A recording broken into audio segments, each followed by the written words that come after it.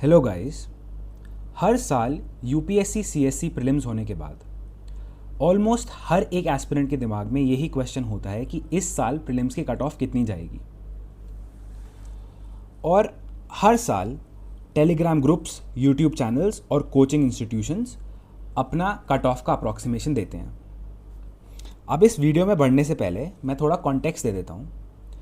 I am also UPSC CSC aspirant who had qualified the 2025 prelims and this is my mark sheet।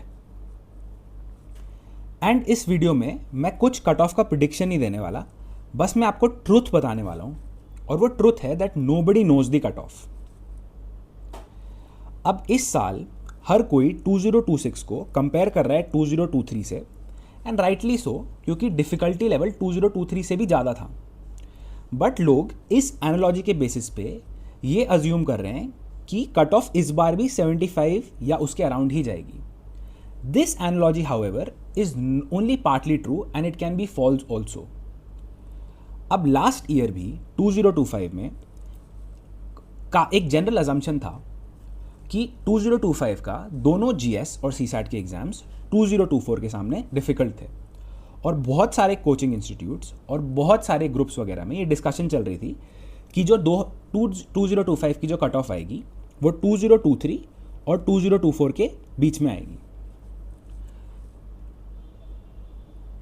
मगर reality बहुत different थी। जब 2024 की cut off 87.98 थी, तब 2025 की कट ऑफ 92.66 आई, इवन दो 2025 का paper was considered to be more difficult than 2024 both the GS and CSAT, and जो कट ऑफ का डिफरेंस था was approximately 4.68 marks. So basically इससे हम ये डिड्यूस कर सकते हैं कि डिफ़िकल्टी लेवल के बेसिस पे अगर हम ये बोलें कि कट ऑफ भी सेम आएगी तो वो पार्टली ही ट्रू हो सकता है, और उसका रीज़न यही है कि पेपर की डिफ़िकल्टी जो है वो खाली एक ही वेरिएबल होता है कट ऑफ डिसाइड करने के लिए। और एक बहुत मेजर फैक्टर जिसके बारे में बहुत कम लोग बात कर रहे हैं वो है कैंडिडेट का behaviour on the day of taking the examination. अब जब हम लोग प्रीलिम्स का एग्जामिनेशन अटेम्प्ट करते हैं तो एक माइनॉरिटी सेट ऑफ क्वेश्चंस होते हैं जो हम अपनी डेफिनेट नॉलेज से आंसर करते हैं, मगर जो मेजॉरिटी सेट ऑफ क्वेश्चंस होते हैं उनमें मैक्सिमम एस्पिरेंट्स को elimination, guess work, risk taking, intuition, ये सब चीज़ें लगानी पड़ती हैं। और इन सब के बाद ही एक कैंडिडेट के प्रीलिम्स के मार्क्स डिसाइड होते हैं कि कितने आएंगे। और जो कलेक्टिव परफॉर्मेंस होती है सब कैंडिडेट्स की वो डिटरमाइन करती है कट ऑफ। मगर इस कलेक्टिव परफॉर्मेंस में इन चीज़ों का बहुत ज़्यादा रोल है। तो खाली ये कहना कि क्योंकि ये पेपर 2023 से ज़्यादा डिफिकल्ट था तो कट ऑफ इसके अराउंड होगी, ये चीज़ इंटायरली ट्रू नहीं है। वो उस डे पे डिपेंड करता है और इन सब चीज़ों पे डिपेंड करता है जिसको हम कभी भी, जिनके बेसिस पे हम कभी भी कोई एक क्वान्टिफाइबल आंसर नहीं दे सकते कि कट ऑफ कितनी होगी। और एक माइनर फैक्टर भी है जो कि है वैकेंसी का। अब इवन दो कमीशन के पास कुछ ब्रॉडर फ्रेमवर्क होगा जिससे वो वैकेंसी से number of prelims qualified aspirants का रेशियो निकालते होंगे, नंबर निकालते होंगे, बट वो हमको एग्जैक्टली क्लियर नहीं है। अब 2023 में जो वैकेंसीज थी वो 2024 से ज़्यादा थी इनिशियल नोटिफिकेशन में, मगर तब भी 2024 में ज़्यादा लोगों ने प्रीलिम्स क्वालिफाई किया था कंपेयर टू 2023, जबकि वैकेंसीज कम थी कंपेयर टू 2023। एंड 2025 में ऑब्वियसली वैकेंसीज कम थी तो कम लोगों ने मेंस क्वालिफाई किया था, अप्रॉक्सीमेटली प्रीलिम्स क्वालिफाई किया था, अप्रॉक्सीमेटली 450 कम लोगों ने प्रीलिम्स क्वालिफाई किया था। तो इवन दो ये कट ऑफ को, इससे कट ऑफ चेंज होती होगी, बट बहुत ज़्यादा वेरिएशन इससे नहीं आता होगा कट ऑफ पे, बट ये भी एक माइनर फैक्टर है।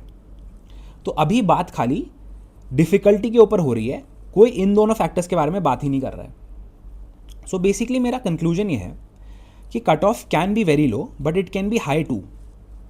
हाई का ये मतलब नहीं कि बहुत ज़्यादा high, but it can be in 80s too, right. And the truth is that nobody knows, so take every prediction with a pinch of salt. अब बेसिकली बहुत सारे इस साल कट ऑफ एनालाइजर्स भी हैं। यूट्यूब का तो ट्रेंड हमेशा सही था जब कट ऑफ्स प्रिडिक्ट करी जाती हैं, and perhaps cut off analysers जो हैं वो मोस्ट साइंटिफिक मेथड है, बट उनमें बहुत स्ट्रॉन्ग लिमिटेशंस भी हैं। जैसे कि जो सैम्पल साइज़ है, जितने एस्पिरेंट्स का डेटा लिया जा रहा है वो बहुत कम है, उसके बेसिस पे हम खाली ट्रेंड जनरेट कर सकते हैं, कट ऑफ नहीं बता सकते। और जो डेटा लिया भी जा रहा है वो सेल्फ रिपोर्टेड डेटा है, तो उसकी क्रेडिबिलिटी के बारे में भी हम कंप्लीटली श्योर नहीं हो सकते। और सबसे बड़ी चीज़, वो डेटा प्रोविजनल कीज़ के बेसिस पे है, और क्योंकि इस बार जीएस और सीसैट में बहुत सारी रिप्रेजेंटेशंस जा रही हैं, तो कट ऑफ बहुत ज़्यादा चेंज हो सकती है। अगर लेट्स से जीएस में 5 क्वेश्चंस की रिप्रेजेंटेशंस मान ली जाती हैं, क्योंकि मैंने बहुत वीडियोस में देखा है कहीं 7 रिप्रेजेंटेशंस, कहीं 10 रिप्रेजेंटेशंस, बट लेट्स से अगर 5 रिप्रेजेंटेशंस मान लेते हैं तो कट ऑफ बहुत ज़्यादा मार्क्स से चेंज हो सकती है, क्योंकि कुछ क्वेश्चंस में रिप्रेजेंटेशंस ऐसी हैं जो कि ऑलमोस्ट हर सीरियस कैंडिडेट के क्वेश्चंस गलत हो रहे हैं, जबकि वो सही होने चाहिए थे। तो आपकी मैसिवली कट ऑफ चेंज हो सकती है इसके बेसिस पे, राइट। तो एट बेस्ट हम इन कट ऑफ एनालाइजर्स के बेसिस से खाली ट्रेंड देख सकते हैं, and these cut off analyzers are like an exit पोल।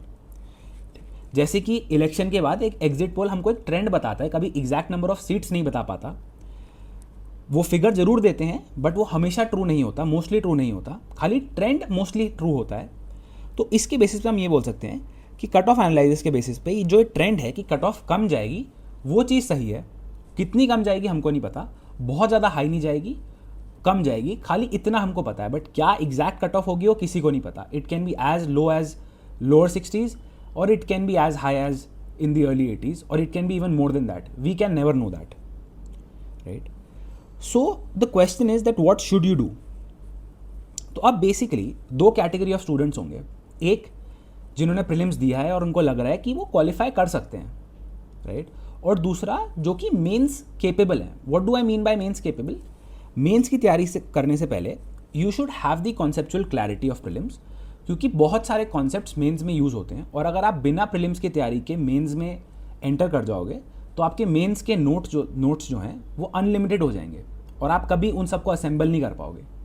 सो अगर आप ये कॉन्सेप्चुअल अंडरस्टैंडिंग अलाउ करती है कि आप मेंस प्रेप कर सको, या अगर आपको लगता है कि आप मेंस अपेयर होने के लिए एक पोटेंशियल कैंडिडेट हो इस साल, so you should immediately start your mains prep, right, because we should realise that prelims at the end of the day is only a qualifying examination and mains is the real deal.